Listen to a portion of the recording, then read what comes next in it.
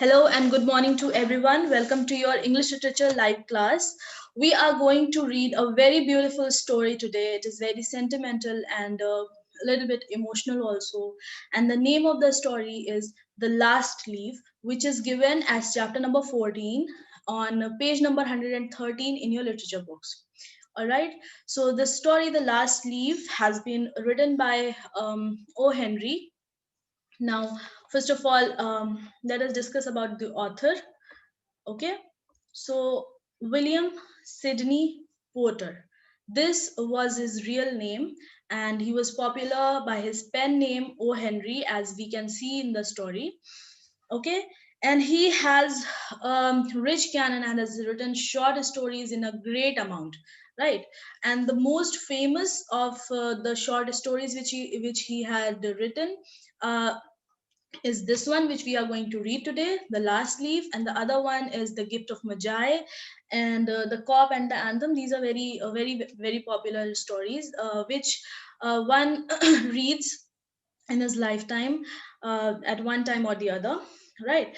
And he was a gifted short story writer and left us a rich legacy of great stories to enjoy.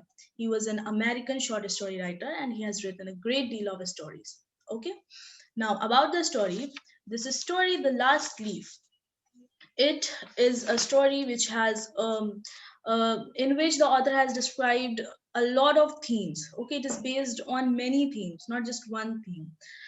It deals with the theme of friendship, the theme of loyalty, sacrifice, love, compassion, hope, and all these things, right? Or how positivity is required in our life. Okay, if we are a pessimist, if we become negative in life, and if we are depressed, then what all consequences do we face? Even a small thing could become a disaster for us, right? If we are pessimist, if we are negative. But if we are positive, if we have optimism in life, then even we can cross even the biggest hurdle of our lives. So this is what has been told over here. And the most prominent theme of this story is commitment. Okay, this story revolves around three characters: John Z, Sue, and Berman. So all these three characters, the writer has very well described their commitment towards something or the other. Okay, John Z is committed towards her work. No, Sue is committed towards her work. Okay, John Z is committed to dying, and Berman is committed to finish his masterpiece. Berman is an old man of around 60 years or 60 plus. Okay, you can say that.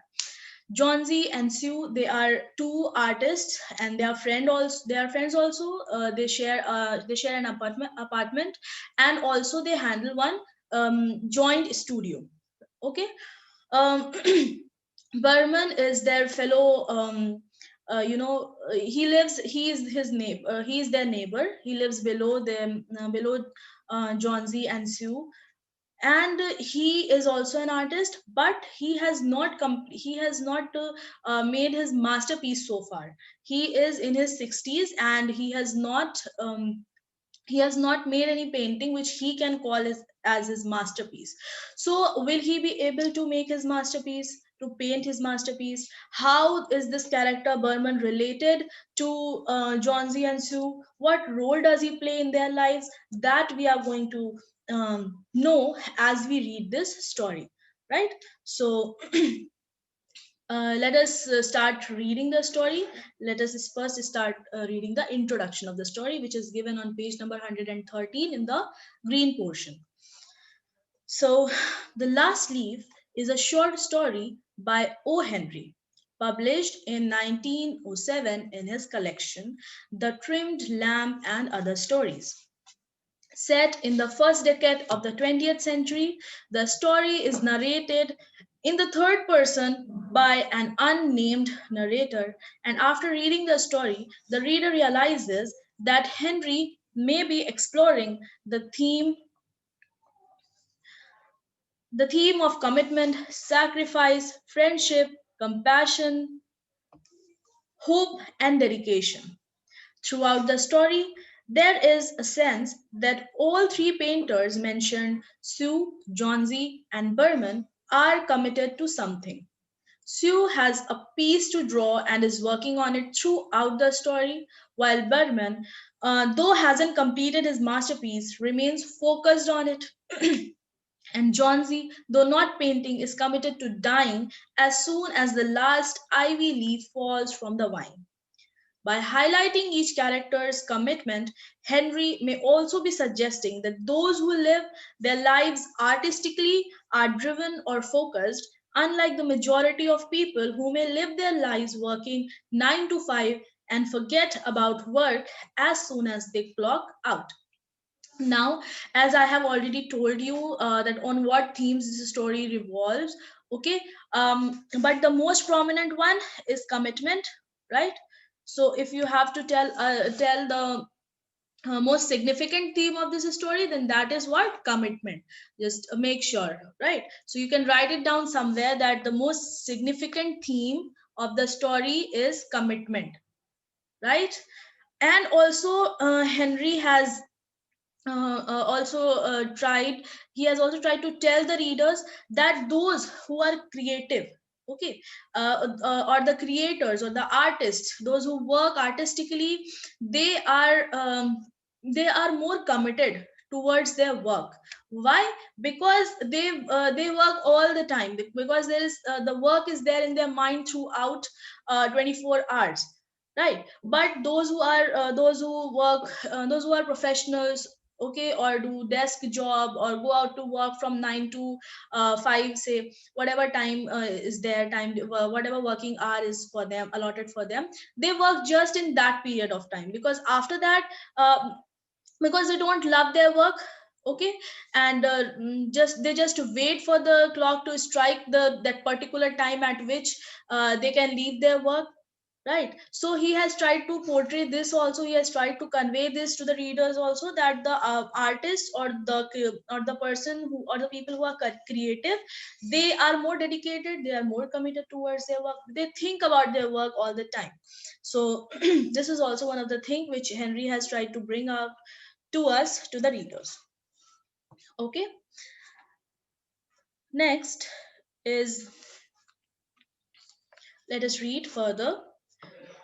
In Greenwich Village, at the top of a squatty, a three-story brick house, Sue and Johnsy had their studio. Johnsy's real name was Joanna.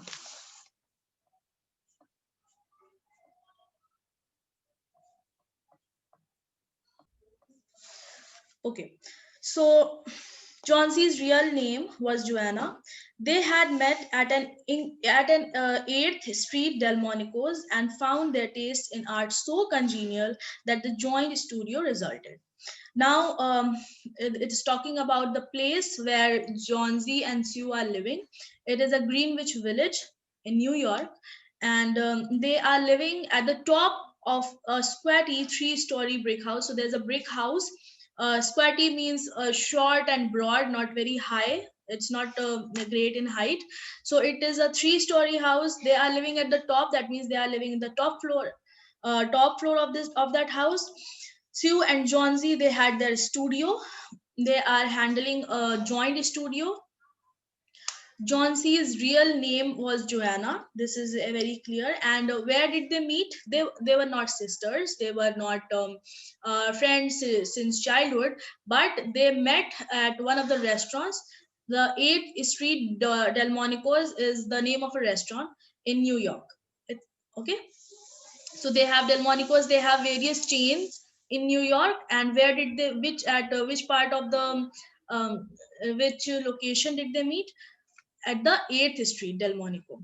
Okay, and when they met, they started talking about their interests and their likes and dislikes. And what did they find? They found that they have a similar taste, they have a common taste in painting, in art. Okay, and that is why they had come up with this joint studio. They both were handling that studio together. That was in May. So all these things, it happened in May. They met in May. They had met somewhere before May, and they had come up with this studio thing, and they were also sharing the apartment in May. Okay, so apartment is a flat, which we call flat here in India. In New York, that is called as an apartment. Okay, so don't get confused between the apartment, which we call here. We call apartment, we call a building as an apartment, but there they call a flat as an apartment. All right, so they had they were sharing this apartment and all these things that they happened in May, back in May. Now the scene has shifted to the winter time, that is November. In November, a cold, unseen stranger whom the doctors called pneumonia is stalked about the colony, touching one here and there with his icy fingers, smiting his victims by scores. Now, as we are having COVID right now, but at that time they had this pneumonia.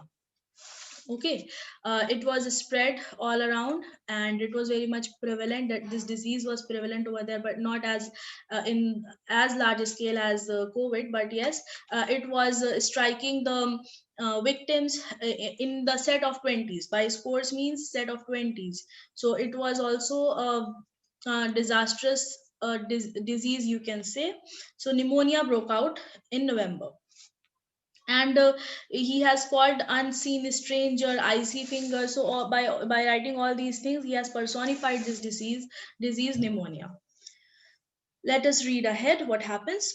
Johnsy he smote, and she lay scarcely moving on her iron bedstead, looking through the small window pane at the blank side of the next brick house. So Johnsy, she came in the grips of pneumonia. Okay, and she was so weak. She was feeling really weak. She lay on her bed without moving. Okay, and she was just staring at the outside the window at the blank brick wall. There was a brick wall outside the window, and she was just constantly staring at that wall. And she was too weak to move, so she lay unmoved. She lay still on her bed. One morning, the busy doctor invited Sue into the hallway. She has one chance in 10, he said, and that chance is for her to want to live. Your little friend has made up her mind that she's not going to get well. Has she anything on her mind? So one fine day, doctor calls Sue into the hallway outside the apartment, and he tells him the real condition of Johnsy, that she was in a very critical condition. She just has one chance, 1 in 10 chance. That means her chance of survival is very little. Okay, just underline, she has one chance in 10. The chance of survival is very little. Okay, she had a very little chance of survival. And what chance was there? What was required for her to get better? Her willpower. Okay, her will to get well, because she had gone in depression. She thought that she would die, and she had given up her will to live. Okay, so and that is the most thing, and that is the most important thing which is required when we fall ill, that we want to recover. But Johnsy, she gave up her will to recover. She thought that she would die now, and she was not in the condition of getting better, and that was the most important thing which was required for her to get better. So doctor asked Sue that if there was anything which could make her spirits revive. Okay, which could make her will to, which could make her want to live again. Is there anything, was there anything which could make her want to live again? So Sue says she wanted to paint the Bay of Naples someday, said Sue. Paint? Has she anything else on her mind? Said the doctor. I don't think so. So, what happened? The doctor asked Sue that if whether there was anything for which could make her, which could make Johnsy feel alive, which could bring positivity in her life, some undone task, okay, which people want to do before they die. So he was asking about such kind of thing, to which Sue replied that she wanted to paint. She wanted to paint the Bay of Naples. Okay, it is a bay near the southern tip of Italy. So she wanted to portray that scene, that scenic beauty, by her own hands. So, but then doctor was not sure that if she could paint because she was very weak. She was not moving. Okay, she was laying still on the bed. So that is why he had asked for something else. He asked, no, that is there anything else in her mind? Why? Because he knew that she was not in the condition to paint. That is why he asked for some alternative, right? So and why does he ask for alternative? Because Johnsy was very weak. She couldn't draw, she couldn't paint, she couldn't stand, because she couldn't move, let alone standing and painting. Okay, let us move ahead and see what happens. Well, it's the weakness then, said the doctor. I will do all that science can accomplish. So there was nothing else which could which could make John Z feel alive, because Sue said that it is only Bay of Naples, which was her wish to paint. Okay, and apart from that, she didn't have any idea what else could bring that positivity, that will to live in her. So doctor said that he would do all that he can, right? And he would try his best to make her recover from pneumonia. After the doctor had gone, Sue went into the workroom and cried a Japanese napkin to a pulp. That means she cried a lot. And this napkin is very dry, so it is kind of it has become a pulp, right? Because she wept so much, she wiped off her tears, and the napkin got so wet that it became that it turned into a pulp, right? So this shows that the amount of emotions fled out when she got to know about the condition of her friend Johnsy. So here we can see that how much compassionate she is, how much she loves her friend. All right. Then she swaggered into Johnsy's room with her drawing board, whistling ragtime. Johnsy lay scarcely making a ripple under the bedclothes, with her face towards the window. Now, she went into another room. She went into the workroom, okay, to let her emotions flow out. But she couldn't do that in front of Johnsy, because as it is, she was dying. She had very little hope of survival. So she couldn't show this to her friend. That is why, in one scene she is crying. Okay, and she's crying so hard that the napkin turned into pulp. But when she moved into Johnson's room, she is trying to be really confident. She's trying to pretend that everything is very pretty much normal. That is why she swaggered. It is said that she swaggered means she walked in very confidently and casually, without any worries. Okay, she just removed all those expression, all those feelings, and she left them behind in the other room only, in the workroom only. And when she came out of the workroom, she she just changed all the she just changed all her expressions. And she tried to look, and she wanted to show, to pretend that everything is really normal, nothing to worry. And that is why she was whistling ragtime. It is a kind of American tune. Okay, so so that Johnsy doesn't get worried, more worried. And Johnsy, when she looked at Johnsy, she was laying still again. She was not moving at all, scarcely making a ripple. That means when we lay on our bed, what happens? The bed sheet, it becomes rippled. We can see the ripples on the bed sheet, even on our clothes. But Johnsy was laying still. Okay, she scarcely made any ripple. So there was no fold which could be seen on the bed, under the bedclothes. And with her face, where was she looking? She was looking outside the window. All right. Still, she was looking outside the window. Sue arranged her board and began a pen and ink drawing to illustrate a magazine story. So she had this work to do. Sue had this work to do, that she had to paint pictures for a magazine story. A story had to be there in the magazine, and she had to paint. She had to illustrate that story. That means she has to exemplify with the pictures, right? We see in the magazine, we see different pictures, right? So that is what John Z had to do. So and she brought all the stuffs, all the tools and board and everything, easel and all, in John Z's room, so that she could look after John Z as well, and she could work on and she could complete her work also. So this shows her commitment towards her work, because she has got a business to do, she has got some work to do, and she has to complete it also, right? So she is doing two things at a time. She's looking after her friend also, and she's doing her work also. All right. As she was sketching, she heard a low sound several times repeated. She went quickly to the bedside. Johnson's eyes were open wide. She was looking out of the window and counting backward.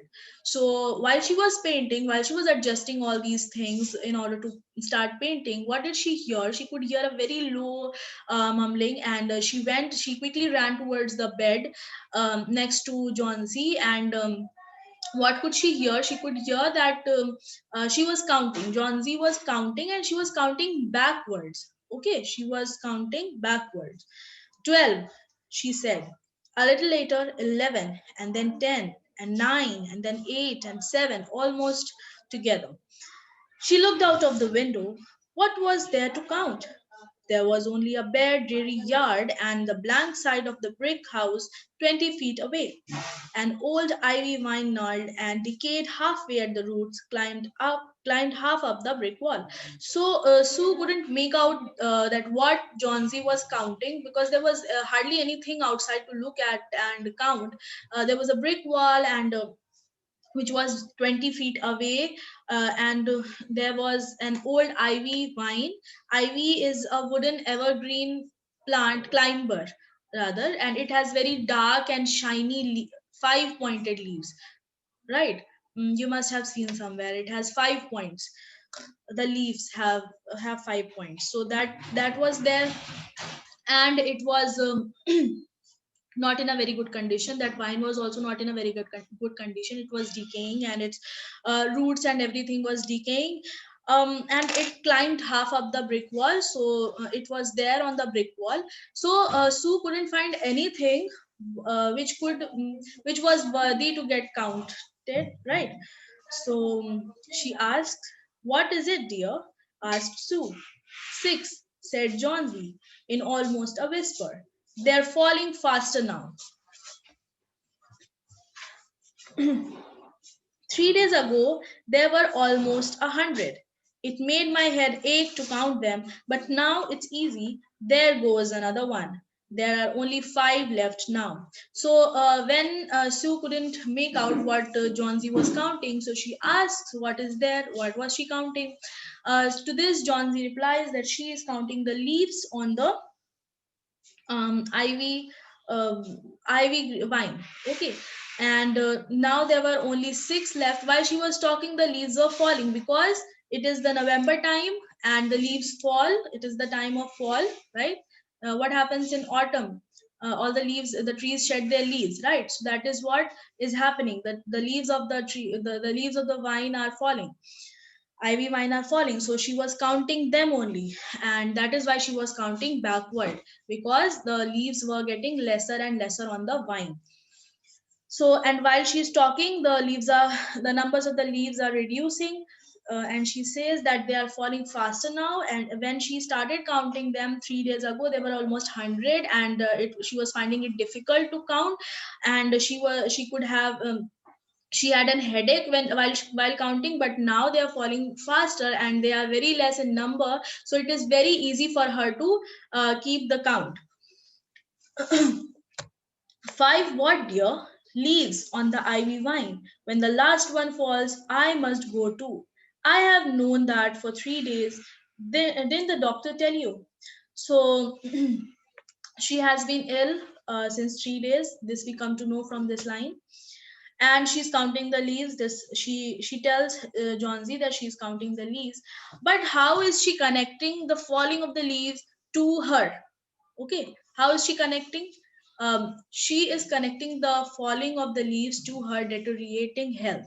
Just write down somewhere that Johnsy is associating the falling of leaves. Johnsy is associating the falling of leaves to her deteriorating health.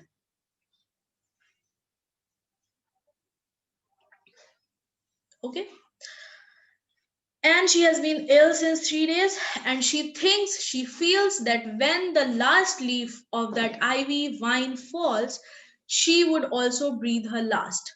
Okay, and she would also pass away. So that is what Johnsy believes, what Johnsy believed, and that is what has taken her will to live away from her. Okay, she has undergone a depression, and she is not at all positive with her life. She has become a pessimist person. She thinks that she'll die when the last leaf of the ivy vine falls. What have old ivy leaves to do with your getting well? And you used to love that wine so much, you naughty girl. Don't be a goosey. Why? The doctor told me this morning that your chance for getting well real soon were the chances were 10 to 1. Now, if you remember, um, in the initial pages, we learned that doctor had told Sue that the chances for Johnsy to live was 1 out of 10. Okay, 1 in 10. But here, to boost her up, to boost her friend up, Sue tells a lie. She lies and she says that her chances for survival was 10 in 1. 10 to 1. Okay, that means one person will die and 10% would survive. That is the ratio which is given. 10 to 1, that means this only. Okay, and also she says that why how is that falling of the leaves connected to your getting well? Why are you associating your life with the falling leaves? And apart from the fact that she liked that ivy vine so much, and she also asked to stop that foolishness, and she's going to get better soon. There goes another, said Johnsy, keeping her eyes fixed out of the window. So whatever Sue is saying, Johnsy was not paying any heed to it. She just kept on counting and counting, and again she says, "There goes another one."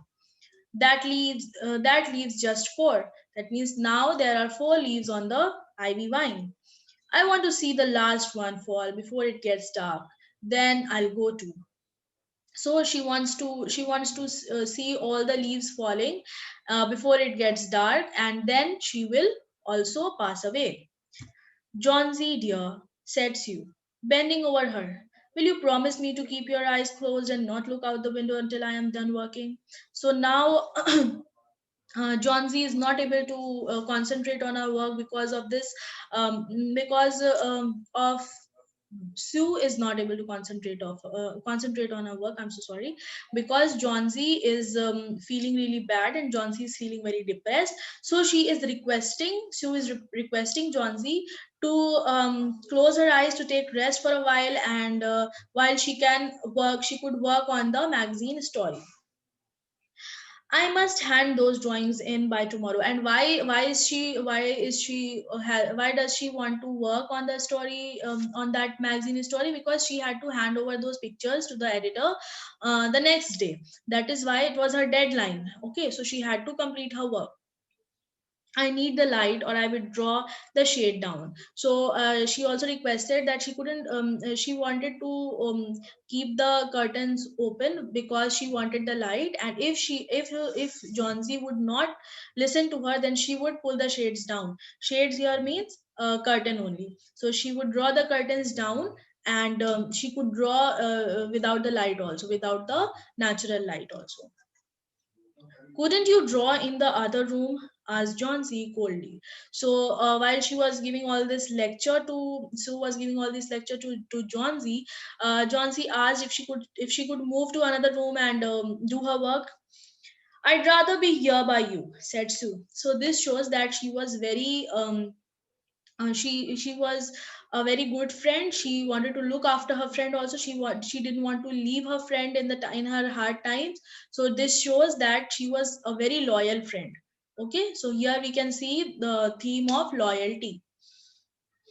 Besides, I don't want you to keep looking at those silly ivy leaves. So you see, when the people around you, or when your friends are depressed or they are feeling low, then we must not leave them on their own, because then they will overthink, and they will overthink, and their problem would increase. That is why it is better to talk to your friends if you feel that they are feeling low, instead of leaving them alone. So that is what Sue is doing over here. She is not leaving her friend alone, because then like she is thinking, um, she's thinking in a very negative way that when the ivy leaves will fall, she would die soon. So such things, they impact our lives.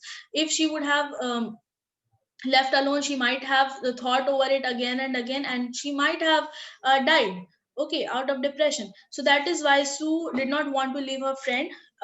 She was a very responsible person. This also we can make out from this, that she took Johnsy as her responsibility, because she was her friend, and also she had to complete her work. That was also her responsibility. So she was carrying both the responsibility really well together. Tell me as soon as you have finished, said Johnsy, closing her eyes and lying white and still as a fallen statue. Because I want to see the last one fall. I am tired of waiting. I want to learn, lose my hold on everything and go sailing down, down, just like one of those poor tired leaves. So when said that she won't be leaving Johnsy alone, so she would be there in her room with her, painting in front of her, and also she wouldn't allow her to look outside the window and count the falling leaves, right? So when Johnsy got to know this, that she won't be left alone, so she asks Sue to let her know whenever she finishes, because she was just tired of waiting for her death. When she's saying I am tired of waiting, so she's tired of waiting for her death, because she assumed that she'll be dying. She's gonna die, okay, any moment now. So she is just tired of waiting, and she wants to turn lose my hold on everything. That means she want to give up everything, she want to let go everything. She has no colors left in life. So she has just given up on life, and just want to go sailing down and down like the ivy leaves are falling. She also wants to die. She doesn't want to live anymore. Try to sleep, said Sue. I must call Berman up to be my model for the old hermit miner. I'll not be gone a minute. Don't try to move till I come back. So she doesn't reply to what Sue is saying, to Johnson's foolishness. So Sue says that she changes the topic, and she tells her that you go to sleep, and while she would go to call Berman, okay, who was living just below them, in an apartment below them. And why would she call Berman? Why did she go to call her? What was the need? Berman had to be her model for the old hermit miner. So she had to paint an old hermit miner for the illustration of the story, magazine story, and she needed an old hermit miner model in front of her, so that she could paint. So Berman was the person who was going to be her model. And for the old hermit miner, and she said that she won't be gone mm, for even more than a minute. She would be back soon. So so Johnsy shouldn't try to move while Sue comes back. So we'll do till here today. Okay, I hope you people have understood till here. Thank you so much.